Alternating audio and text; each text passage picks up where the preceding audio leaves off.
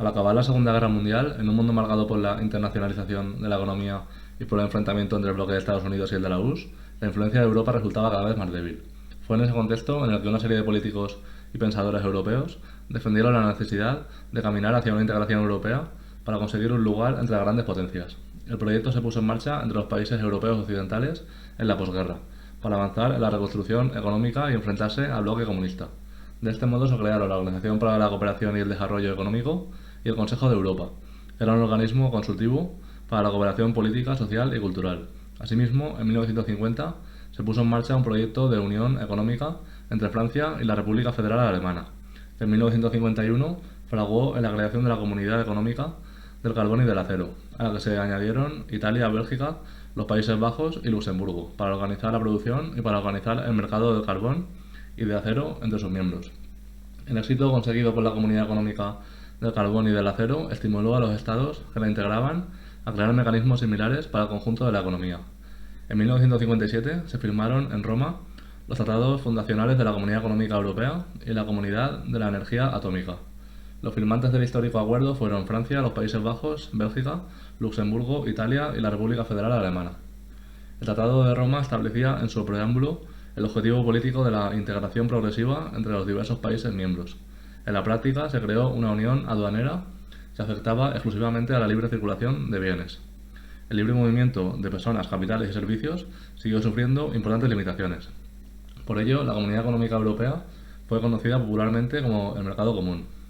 El principal problema político de la Comunidad Económica Europea fue que el Reino Unido se mantuvo al margen. Los británicos tenían escaso interés en un proyecto europeísta, defendían el libre cambio y mantenían más relaciones comerciales con sus colonias que con Europa.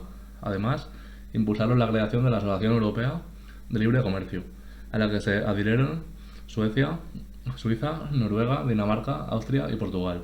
Pero durante la década de 1960 se manifestó que el éxito económico alcanzado por los estados de la Comunidad Económica Europea era muy superior al de los estados de la Asociación Europea de Libre Comercio. Así, en 1973, ante el lento crecimiento de su economía, Gran Bretaña se integró, junto con Irlanda y Dinamarca, en la Comunidad Económica Europea. La caída de las dictaduras militares en Grecia, Portugal y España propició su posterior adhesión a la Comunidad Económica Europea. La crisis de la década de 1970 ensombreció el panorama europeo.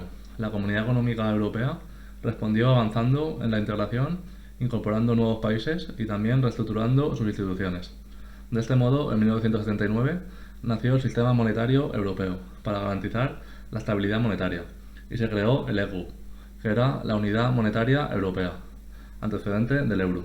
En 1985, Bélgica, los Países Bajos y Luxemburgo, junto con Francia y Alemania, firmaron el denominado Acuerdo de Schengen, al que posteriormente se adhirieron la mayoría de los países comunitarios, y por el cual se garantizaba la libre circulación de personas y la gradual supresión de fronteras entre los Estados miembros.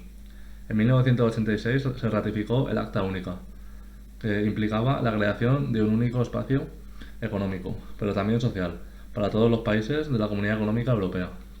En 1992 se avanzó un paso más con el Tratado de la Unión Europea, conocido también como el Tratado de Maastricht. Este tratado constituye una piedra angular en el proceso de integración europea, pues por primera vez se le daba una vocación de unidad política. El Tratado de Maastricht consagró oficialmente el nombre de Unión Europea e instauró tres grandes pilares de políticas comunes. El pilar más importante agrupa lo establecido en los tratados comunitarios, así como las instituciones y competencias supranacionales de la Unión Europea. En él están recogidas las políticas en que los Estados han cedido soberanía y adoptan decisiones comunitarias: el mercado único, la unión monetaria, los fondos estructurales y de cohesión. El segundo pilar se refiere a la política exterior y de seguridad común, fundamentado en la cooperación entre los gobiernos. Y el tercer pilar se basa en la justicia y asuntos de interior, y atiende temas como terrorismo, inmigración, política de asilo, tráfico de drogas. La creación de la Policía Europea, llamada Europol, es uno de los proyectos. El Tratado de Maastricht crea además la ciudadanía europea, que permite a las personas circular y residir libremente en los países de la Unión Europea, y establece el derecho a votar y ser elegido en el estado de residencia para las elecciones europeas y municipales. El Tratado de Maastricht entró en vigor en noviembre de 1993. En él se preveía su propia revisión, a la vista de las sucesivas ampliaciones de la Unión Europea. De este modo, en 1997, con el Tratado de Ámsterdam, se afirmaron los principios de libertad, democracia y respeto de los derechos humanos. Y en 2001, el Tratado de Niza reestructuró todas las instituciones europeas. El 1 de enero de 1995 tuvo lugar la cuarta ampliación de la Unión Europea con la entrada de Austria, Finlandia y Suecia. Nacía así la Europa de los 15. Los acontecimientos producidos en la década de 1990, con la caída del muro de Berlín, la desintegración de la URSS y el hundimiento del bloque comunista en la Europa del Este, llevaron a muchos países de esa zona a pedir su incorporación a la Unión Europea. El 1 de mayo de 2004 se produjo la adhesión de 10 nuevos estados: Eslovaquia, Eslovenia, Estonia, Hungría, Letonia, Lituania, Malta, Polonia, República Checa y Chipre. En el año 2007 se sumaron Bulgaria y Rumanía, y en el año 2013 se unió Croacia. Pero en el año 2020, tras unas elecciones ajustadas, Reino Unido decidió abandonar la Unión Europea. Pero a pesar de ello, la Unión Europea se ha convertido en una potente organización de 27 estados, con realidades muy diferentes de tipo social, económico, histórico y político, pero con el objetivo común del compromiso democrático y el progreso económico. Desde su origen, la Comunidad Económica Europea se dotó de instituciones para la representación de los estados, para la toma de decisiones y para la gestión de los acuerdos alcanzados. Los primitivos organismos de la Comunidad Económica Europea han sido reestructurados a partir del Tratado de la Unión Europea y de la incorporación de nuevos países miembros. La Comisión Europea es una institución políticamente independiente que defiende los intereses de la Unión Europea en su conjunto. Es el órgano ejecutivo. Administra las políticas comunes de la Unión Europea, elabora el presupuesto y garantiza el cumplimiento de los acuerdos y tratados. El Parlamento Europeo garantiza la participación de todos los ciudadanos de la Unión Europea en sus instituciones. Es el órgano legislativo. Tiene competencias en la elaboración de las normas y la aprobación del presupuesto, y controla a los demás organismos de la Unión Europea. El Consejo de la Unión Europea, junto con el Parlamento Europeo, ejerce una función legislativa, y es el principal organismo de toma de decisiones. Y el Tribunal de Justicia de la Unión Europea se encarga de asegurar el respeto a las normas europeas y a los tratados. El objetivo de la Unión Europea es conseguir un territorio integrado desde el punto de vista social, económico y político. Para poder financiarse y llevar a cabo las medidas propuestas, la Unión Europea cuenta con unos ingresos que provienen de los impuestos sobre las importaciones de productos agrícolas, los aranceles comunes para los productos importados de terceros países, las aportaciones que realizan los Estados miembros por valor de un porcentaje sobre la base del impuesto sobre el valor añadido, y mediante las aportaciones de los Estados de la Unión Europea en función de su Producto Interior Bruto. Los mayores contribuyentes de la Unión Europea son los Estados más ricos, y en cambio los que más dinero reciben son los Estados con menor desarrollo económico. Los recursos de la Unión Europea tienen diversos destinos. La mayor parte del presupuesto se dedica a hacer más competitiva la economía de la Unión Europea y a desarrollar políticas de cohesión entre las regiones más ricas y las más pobres. La segunda partida importante se dedica a la política agraria, y el resto de partidas, mucho menores, son para el funcionamiento de la Unión Europea y para cuestiones como política exterior, educación, investigación, ayuda al desarrollo. En 1994 se crearon los fondos de cohesión, como una transferencia de recursos financieros entre los países prósperos y los menos prósperos. Los fondos se destinan a los Estados miembros de la Unión Europea con un Producto Nacional Bruto per cápita inferior al 90% de la media europea. España, junto con Grecia, Portugal, Irlanda y los países incorporados de la Europa del Este, han sido los más beneficiados. Existen también fondos estructurales orientados a fomentar otras políticas de cohesión económica y social dentro de la Unión Europea. El Tratado de la Unión Europea ha comportado asimismo un sensible avance en política industrial, de transportes, protección a los consumidores, cooperación, medio ambiente e investigación y desarrollo tecnológico. La Unión Europea también ha puesto en marcha diversos programas para fomentar la cooperación en el ámbito educativo. El programa Sócrates se centra en la educación no universitaria. El programa Leonardo da Vinci se centra en la formación profesional. Y el programa Erasmus se centra en la educación superior. El Tratado de la Unión Europea estableció la Unión Económica y Monetaria, por la cual se creó una moneda única, el euro, para garantizar la libre circulación de capitales. El euro entró en circulación el 1 de enero de 2002 en 11 países de la Unión Europea: España, Portugal, Italia, Bélgica, Países Bajos, Luxemburgo, Francia, Alemania, Austria, Irlanda y Finlandia, a los que más tarde se sumaron Grecia, Eslovenia, Malta, Chipre, Eslovaquia, Estonia, Letonia y Lituania. El euro se ha convertido en la segunda moneda del mundo y se está afirmando cada vez con mayor fuerza como moneda de reserva y de pago frente al dólar. El Banco Central Europeo se encarga de coordinar las políticas económicas y de garantizar el funcionamiento del euro. En el año 2001, la Unión Europea, ante el reto de la integración de numerosos países de la Europa del Este, decidió iniciar un proyecto de tratado constitucional que diese cohesión y homogeneidad al conjunto de los Estados. En el año 2004 se firmó en Roma el Tratado de la Constitución Europea. El primer país que lo sometió a referéndum fue España, el 20 de febrero de 2005, y resultó aprobado, pero fue rechazado en Francia y en los Países Bajos. A raíz de esos votos negativos, el Consejo anunció la paralización del proceso y la apertura de un periodo de reflexión. El debate se extiende entre los Estados europeos, que defienden la necesidad de avanzar en leyes y normas de tipo supranacional, y los que se resisten a renunciar a parte de su soberanía para cederla a las instituciones de la Unión Europea. En junio de 2007, el Consejo Europeo, bajo la presidencia alemana, llegó a un acuerdo para sustituir la Constitución Europea por un tratado de reforma, que modifica los tratados anteriores y reorganiza las instituciones. Dicho tratado fue aprobado en Lisboa en octubre de 2007 y entraría en vigor hacia 2009.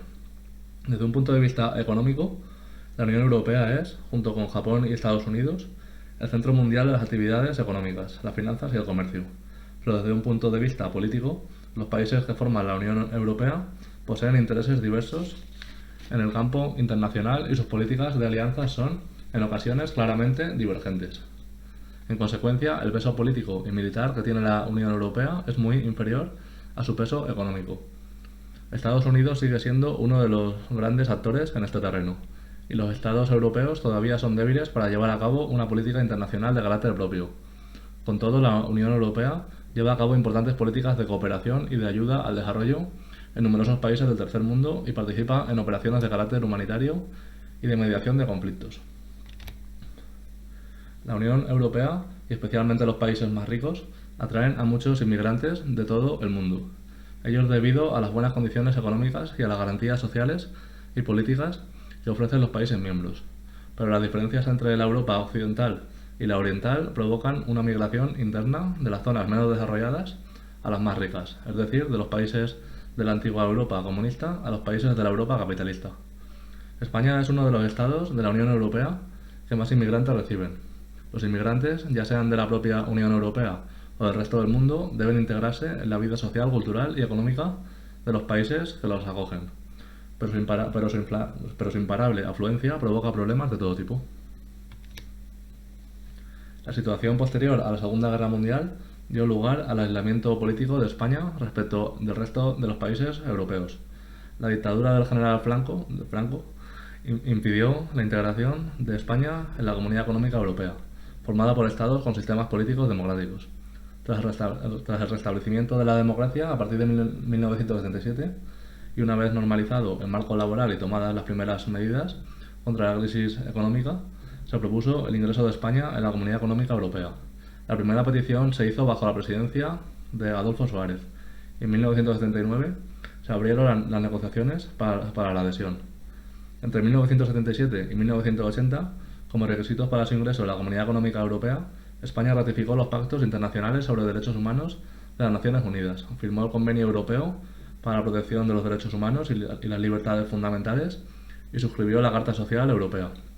Pero además, la Comunidad Económica Europea exigía a España una reestructuración en profundidad de su economía y de su legislación para acercarlas a los países comunitarios.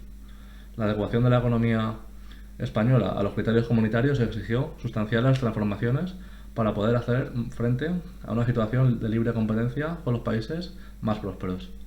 En la década de 1980 se realizó una importante reconversión industrial en una serie de sectores: naval, siderúrgico, textil.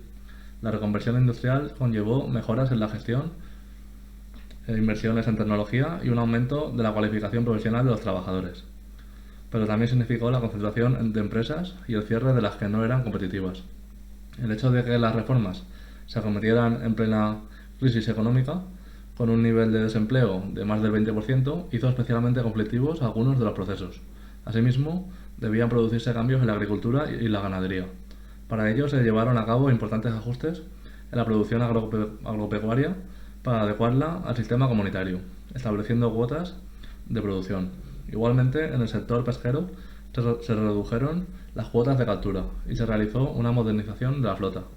Además, para hacer competitiva la economía española, era imprescindible el descenso de la inflación y la disminución del déficit público. En consecuencia, se tomaron diversas medidas, como la limitación del crecimiento de los salarios y el control del gasto público. Para el ingreso en la Comunidad Económica Europea fue necesaria la modificación de una enorme cantidad de leyes y normas para adecuarlas al denominado acervo comunitario. Para ello hubo que instaurar nuevos impuestos, rehacer las normativas financieras, de aduanas, de consumo, de comercio, para así equipararse con los Estados miembros de la Unión Europea. Asimismo, para acercar España al resto de los países, se realizó una importante inversión en el sector público, especialmente en infraestructuras y en políticas sociales, como educación, sanidad y seguridad social. El aumento del gasto público se sufragó tras las reformas fiscales mediante la generalización del pago de impuestos directos sobre la renta y sobre el patrimonio personal e indirectos, sobre el consumo a través del IVA. El 12 de junio de 1985, bajo la presidencia de Felipe González, se firmó el Tratado de Adhesión de España a la Comunidad Económica Europea, y a partir de enero de 1986 España pasó a ser miembro de pleno derecho. Eso significaba, por un lado, integrarse en un mercado de gran tamaño en el que productos, capitales y personas podían circular libremente por todo el territorio comunitario. Para paliar el retraso económico respecto de otros países de la Comunidad Económica Europea, España recibiría numerosas ayudas que le permitirían un mayor ritmo de crecimiento. Por otro lado, la integración significaba pasar a formar parte de un ámbito político, democrático, amplio y avanzado, y ligar el futuro de España al conjunto de países de la Europa occidental. España es un país con un gran peso territorial y demográfico en la Unión Europea. Su economía, aunque está desequilibrada territorialmente, juega un papel importante en la Unión Europea. Su industria y su agricultura han sido reformadas en profundidad y es una de las grandes potencias turísticas del mundo. En el marco de la Unión Europea, España ha participado plenamente en sus instituciones y ha alentado los procesos de integración social y política. Igualmente, ha desempeñado un papel relevante en política exterior. Sus privilegiadas relaciones con América Latina, con los países del norte de África y con el mundo árabe han permitido su mediación en conflictos y misiones de paz. La integración de España en la Unión Europea ha sido un factor decisivo para la modernización de su economía. El PIB per cápita y el comercio han aumentado considerablemente. La prosperidad económica de la década de 1990 posibilitó la creación de puestos de trabajo.